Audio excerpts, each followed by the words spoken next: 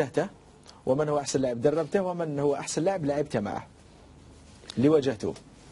لا أحسن لاعب اللي واجهته كاين كثير على كل حال. أنا في الجزائر كاين لاعبين كبار اللي لعبنا معاهم كيما علي في اليبو، كيما عصاد، كيما بلومي، كيما قاسي سعيد، كيما يا دو تري تري بون جوار.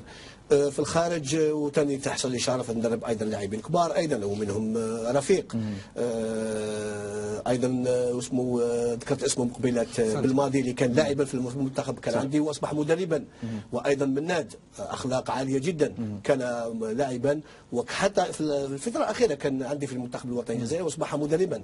نتمنى له ان شاء الله كل التوفيق، ولكن الحمد لله هذا شرف كبير لي، يعني دربت هذه اللاعبين الكبار كسوا اون الجيري ولا اون دور دو الجيري، يعني هذا دائما يبقاو يعني في الذكريات تاعي. يا دو تري تري بون جوار.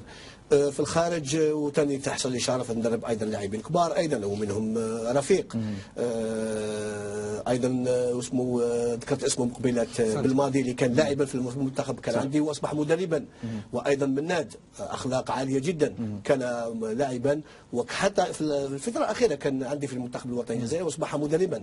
نتمنى له ان شاء الله كل التوفيق، ولكن الحمد لله هذا شرف كبير لي، يعني دربت على كل حال. انا في الجزائر كاين لاعبين كبار اللي لعبنا معاهم كيما علي في اليبو، كيما عصاد، كيما بلومي، كيما قاسي سعيد، كيما ومن هو أحسن لاعب دربته، ومن هو أحسن لاعب لعبته معه اللي واجهته؟ لا أحسن لاعب اللي واجهته كاين كثير.